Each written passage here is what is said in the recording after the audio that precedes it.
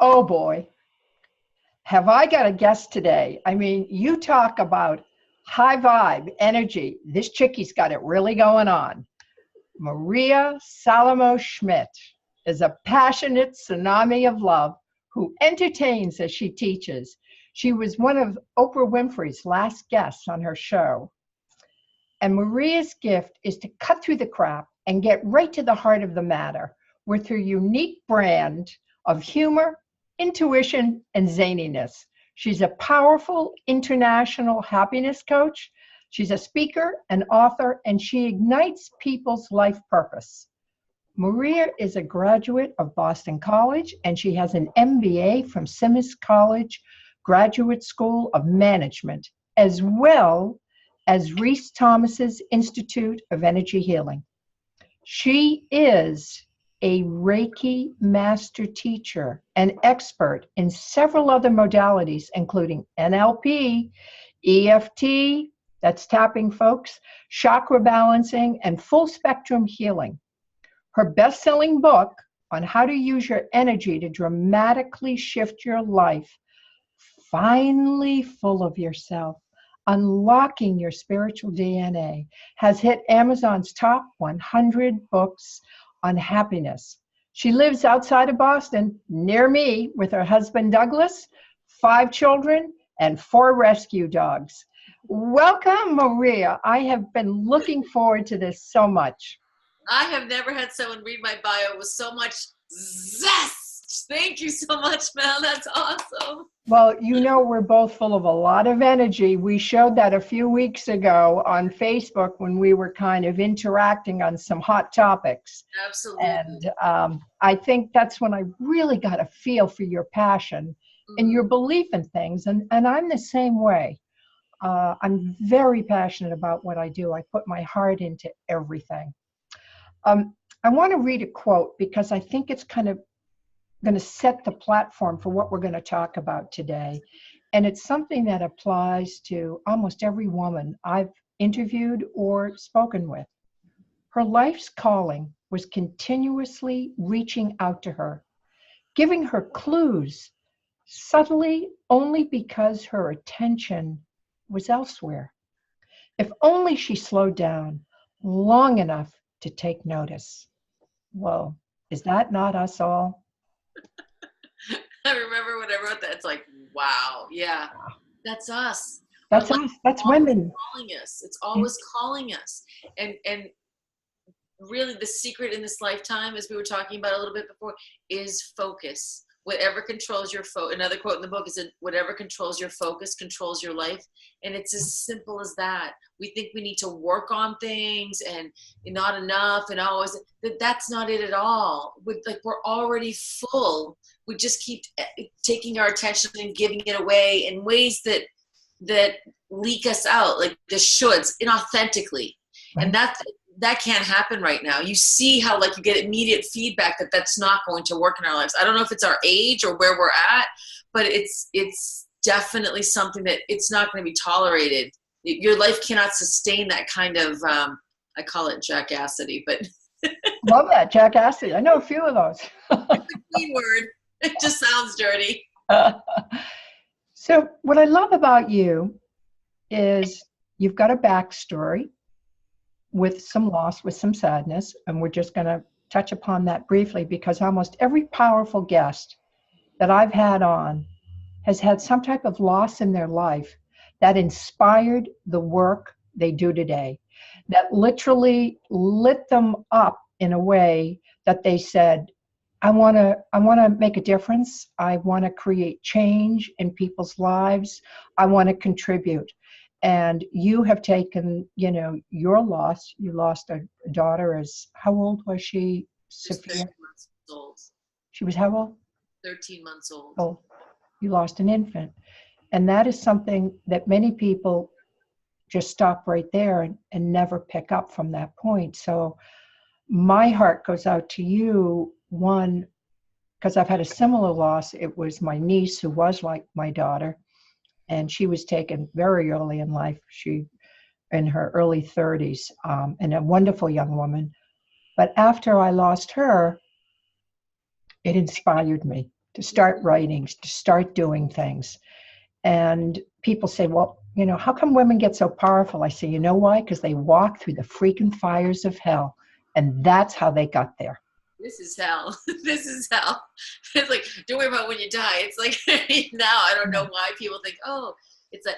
And if we can, you know, take it up a notch, and I so like appreciate your sharing that, because I did not know that about you. And it is one of those things that never leave us. I think that that's why women in a way are leading the warrior journey on this planet right now, because we put ourselves in other people's shoes. Like we, as whether they're our children or someone else's children, that wanting that empathy and wanting it to make sure other people are safe and atrocities cannot continue. I mean, this is what it is. Like the people who say, oh, it doesn't affect me, it's not my problem.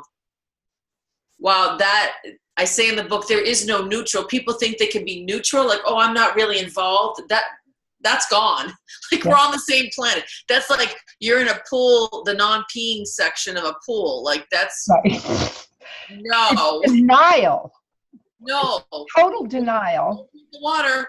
Yeah, and it's putting your head in the sand rather than having a position and a voice. Yes. The fear of doing it wrong. The fear. You're either in the flow or the fear. That's it. And the flow is the love, and that's it.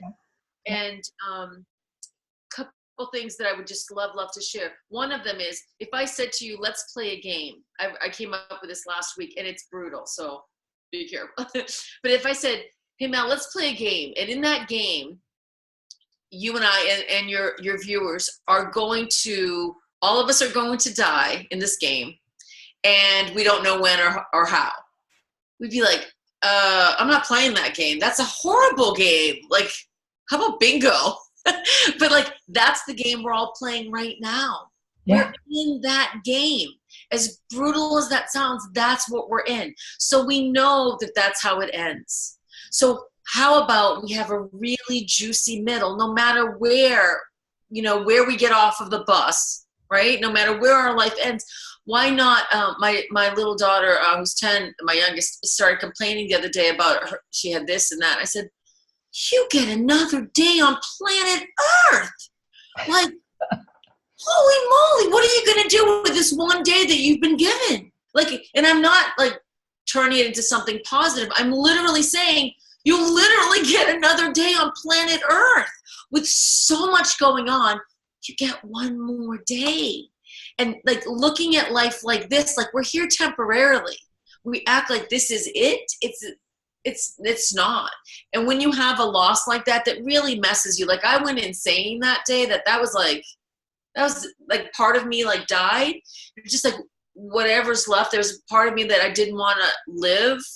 Like I had other children, and still it was just like I just couldn't imagine taking another breath. It hurt to breathe. It hurt to be in my body. I just wanted, like, if I could have ripped off the skin and the bones and just taken it off, like take off my meat suit, right? My meat body, I would have taken it off. It didn't make sense. Like everything I had been taught to be a good girl, to get my good education, to get in marriage, to buy a house, like all of that stuff was just crap. It was just like, why are we here? To pay bills? And that's why most people are like stuck in the paying of the bills. And then what you and I connected on with everything that's going on in the world and people not caring. Like, how can you just turn it off? Yeah. If you see someone hurting someone else, you're just going to turn around because it's not you or someone you know. Like, I can't live like that. I just can't. I think women, what I saw from the interactions that you and I shared was that what we were commenting on, I think, opened up wounds in women who were suppressing their feelings, suppressing issues, and it scared the living bejesus out of them. So they came out attacking us or criticizing rather than saying, oh yeah, wow, having some compassion and connecting with it. They became combative. And when people become combative, Maria, you and I both know it's fear that's lighting them up at the time. Absolutely. Yeah. So let me tell you this little, So what I do is I've taken energy medicine and NLP, neuro-linguistic programming, and tapping, and all of these tools. So what I really am is a tool maker. And I've always been good at processing things. Like I take complicated things and then make them really simple. I've always done that throughout my life. So what I've kind of played with the energy, because people don't really understand. They've not been taught, like, what does it mean to have a spirit, which I don't really use spirit. That's a religious word, but like to have energy. Energy is good because you can feel energy. You can't feel your spirit or your soul. They're yummy words, but you can't feel that, but you can feel your energy. That's where you connect. So we have this meat body, and I call it that because it is. It's not who we are. You know, Mal is not who you are. You're like this beautiful, strong, you know, you're more your smile than anything else. Your eyes and your smile, right? But you have this beautiful energy that's encapsulated in the body. Your meat body it's a fine connection with the two. It's a very delicate connection. You need these two holes and this hole in your meat body, in your physical body. And in your energy body, you have the same kind of flow. You need it here. Goes like pizza, like up here, right? That is where the energy flows. When we get domesticated, when we get, you know, we want to follow everyone else, or we're taught to follow everyone else, we learn to block most of this out. That's what was happening. It's a great way for me to tell the story. Like, this is how we get blocked. You can't completely block it. Otherwise, that's what would happen. Like with the deaths of our beloved ones, if we locked our hearts so closed, this would lock, and then, you know, people die of a broken heart. It takes longer, but you can just, I'm done, and you just die. But this is like, it's almost impossible to block. Nobody can block it for you. But what happens in the situation is, when you block this out, the only way to get that energy, that flow, is from the people around you. And how you do it is by stealing it or begging for it. Oh, I love that. So if I can give you an example, let's say we're at the Cape, like a bunch of friends are at the Cape having a girls' weekend. We're playing cards, no videos, no, you know, like no TV, no nothing, just, you know, just playing cards, having a blast, going to the beach, yummy food, just really amazing time. We're all at a level 10, and you get a phone call that you're like, just a second. So you've been waiting for this phone call. It's a massive client. It's going to, like, it's a sure deal. You're so excited because you get to pay your mortgage. You get to pay all of these things, right? You go to the phone call, and something very wrong has happened, and the client's not interested anymore. It's now nothing. So you are at a level 10, and now let's say energetically you're at a level 2. You just want to, like, go away, but you're at this weekend, right? So you come back, everyone's at a level 10, and you're at a level 2. What you're going to do is, you're going to either, because to breathe, you need to be, let's say, at a level 5, right? To just be okay. What's going to happen is, you're either going to be super, super quiet, or you're going to get into a fight with somebody, right? Yep. Or another way people zone out is they just start drinking, or they start eating a ton, or like any way to numb out because they don't want to think about it. But usually it's one of the others, because people say, what's wrong? Because they'll notice a huge thing. That's when you'll either get into a fight. I don't want to talk about it. I don't want to talk about it. And then, or you'll leave crying or something. But I think people's vibration is very obvious. Yes. You know, you walk into a room, and if somebody in the room has a low vibe, I mean, I'm very empathic. I feel that right away. I know somebody's not right. Yes. It all depends on how they connect with you. And that's sometimes when people don't get along and they don't know why, sometimes it's because where they're at. Because what's happened is, we've learned to be energy vampires to each other. It's epidemic proportions, because we don't know how to self-regulate. It would be the same thing as if we stole each other's oxygen, right? But we have enough right now, knock on wood, we have enough oxygen on the planet, but the energy thing we steal from each other. And that comes from not trusting. So in that moment, before you came back to the group, you could self-regulate and do good energy hygiene, what I call good energy hygiene, which would mean, one simple way of doing it is, you could go outside and be in the woods and just, like, kind of like do something like, because all you are doing right now, all that happened in that moment is fear bomb. Nothing happened physically to you. You're safe. It's just something different happened than you expected. And now the fear of lack of money, the fear of this comes in. So if you go outside and you just dump it out, it makes a big difference. I love your practice of grounding, putting your feet into the soil. That was wonderful. Just, just getting grounded, just getting stabilized. You know what we did at the retreat in Vermont that we just had this past weekend is we did that also with our hands. Ooh. So because I've never done it with my hands, but there were so many yummy trees and we were by a brook. And so to take our hands and to touch the ground, even though it was a little cold, because we as humans don't really use our hands to walk like animals do. And so it was so amazing to like feel the earth. Everyone, like all the reports back were like, oh my God, that was so great. And it was just cathartic, right? So going back to that little example, so one way is to go outside and ground like that, to get rid of it, to just like, okay, let go of the fear.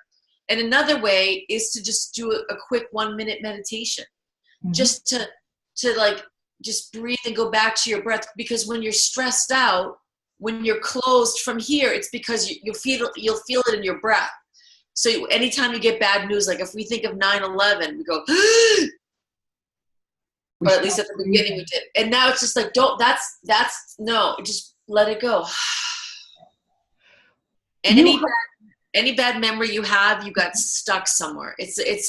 I call it in the book, I call it a stuck point versus a flow point. And you want, it's the flow. Anything in your life that's a flow, even if it was a traumatic experience, that's what we've done with our tragedies. They are tragic events, except we don't live in the tragedy. We live in the gift side, not the pain side, not the suffering side.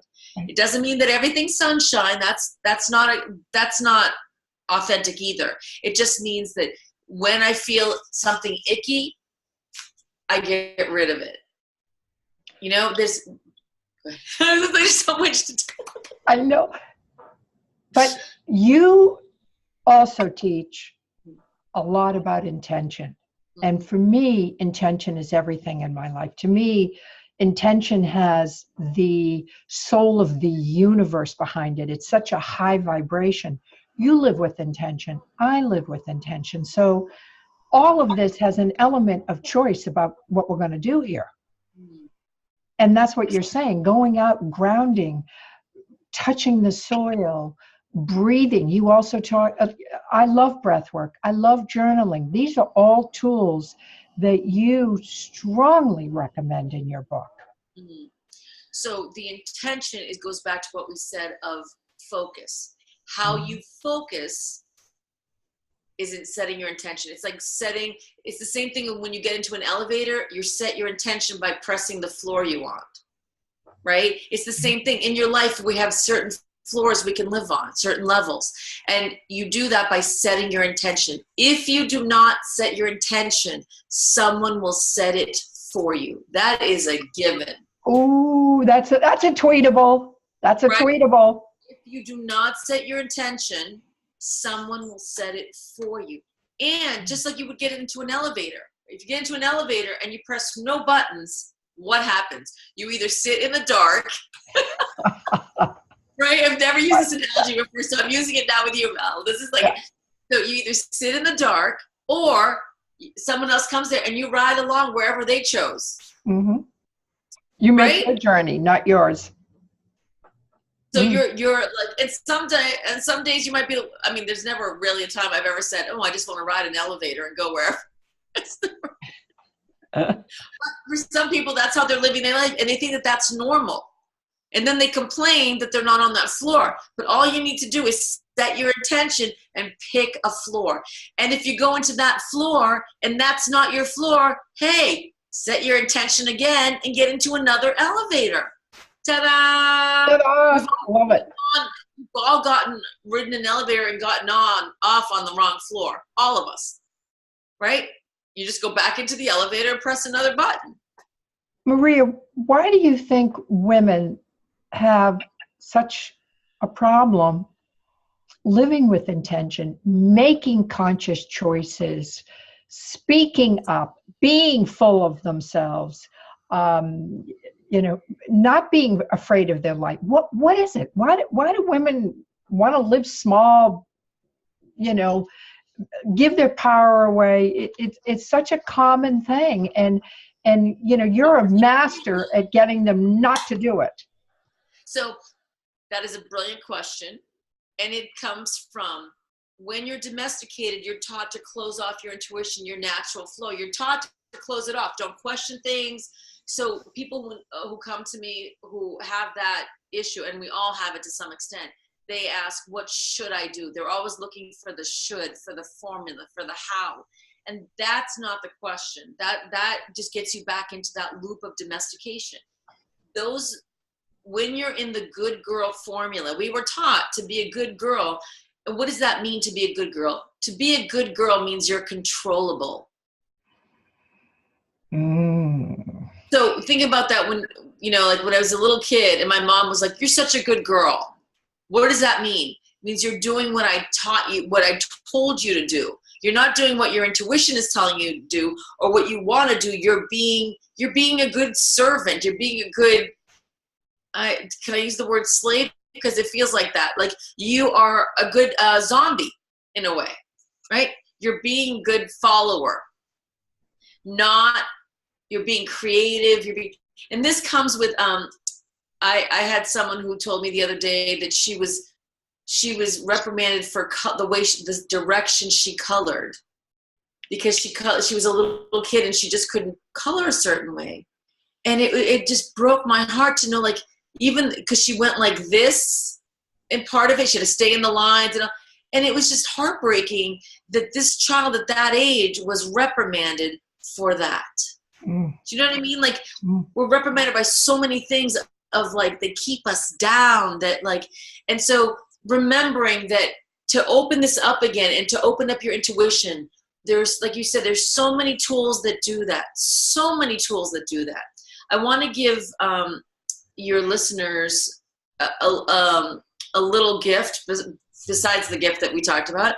Like, whenever these are really icky times, and I had a huge aha, and I know this is a jump for some people, but how you do energy work is imagination and focus. That's all it is. I've just been exploring it longer than most people, but it's not something that, ooh, I'm psychic. Everyone is psychic, because we're all energy, right? And so when I was holding my daughter's body and it was just her body and not her energy inside, it felt different. And anyone who's been around someone who's just the body, who's dead, who's left, they say it felt like the person wasn't there anymore, and they're not. It's definite. I don't know how to exactly describe it. I don't have the words, but other people have said that.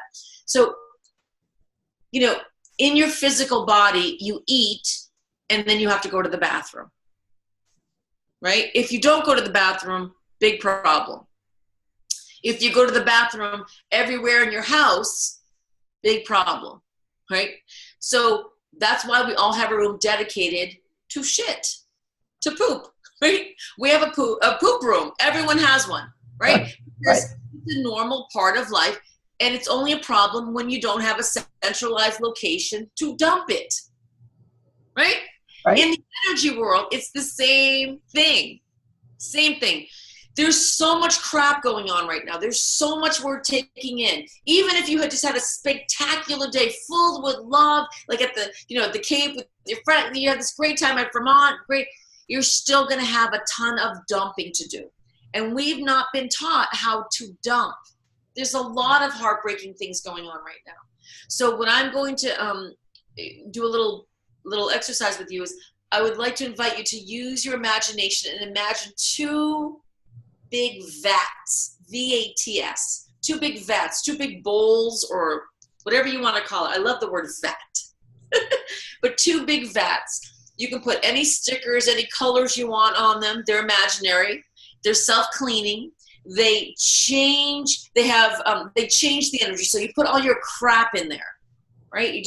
And I have left and right, because sometimes you just need to do this. The way that the energy is coming right now, you just want to, if you have what I call an energetic hairball, so you're going through something that's really icky, you hear bad news on the radio, like whatever it is, You just take it and you dump it in there. And these are self-cleaning units. They change the energy on this planet from shit to fertilizer, from stuck to flow, from stagnation and fear to flow and love. So just like the Amazon trees do that for the oxygen of the planet, they change carbon dioxide to oxygen.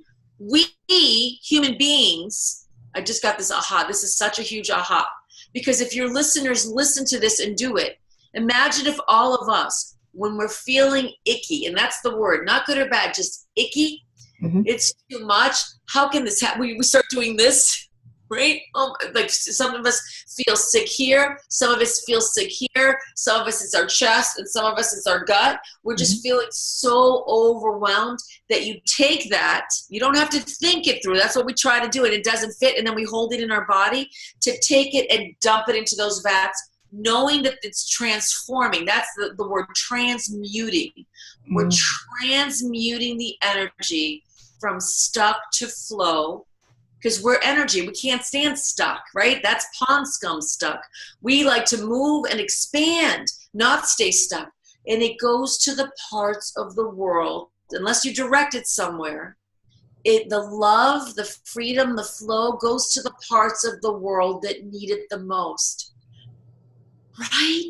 So imagine if every time you feel stuck and like that's what's killing us. What's killing us is like it's overwhelmed, and what are you going to do? You're going to block it or just complain about it, because what are you going to do? So now I'm saying we're getting it because, as you said, you have empathy, like you can sense these things. Why are we sensing them? Because we're the sensors of the human beings. So for our job, what we can do to move the energy is when we're feeling icky, when we get these overwhelming barrage of bad news, you go, ha, take it in, dump it in the vats. Take it in, dump it in the vats, and let them transmute that energy. Take that toxic level of energy. And for the people who say, well, I can't really feel energy. It's like when you go to a concert or when you go to a sports game and you feel like your team's doing really, really well, and you're like, whoa, you feel the euphoria.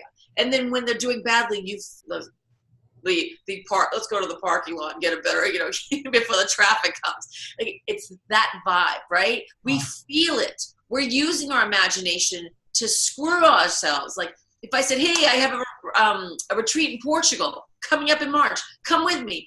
A lot of people will use their imagination, even though they want to, they'll use their imagination to block it, to say why they can't, even though they haven't felt it. Like, does this feel right to me? Do you know what I mean? Yes. Well, and you talk about feelings a lot. I think feelings are the best barometer we have to indicate, are we going in the right direction? Are we making the right choices? Are we honoring ourselves? How we feel says it all. Yes. And in the book, I have a quote, feelings are the muscles of intuition. And that is the key. Men are taught that feelings are bad, so they have very little access to their intuition. And women are taught that they're weak because of their feelings. So it's like, if you could just get that the feelings are the key, that's the key to stagnation. And that's why, to answer your question in a more direct way, that's why women don't use their voices, because they're usually fed by the opinions of other people. They're getting secondhand energy. Right? They're getting they've been living off of the scraps of, like, please love me means please energetically feed me. And that's the system we've set up by our most beloved people. That's how, a lot of times I have set it up with my children, because that's what was done for me.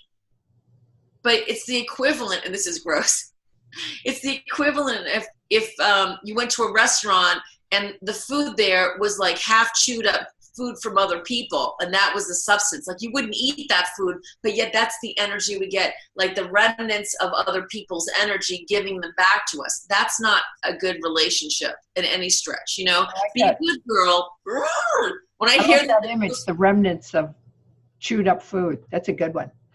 So you have a wonderful free giveaway for our audience. Honey, you're going to have to come back on for another show, because we got a lot to talk We're about. going to have to move in together.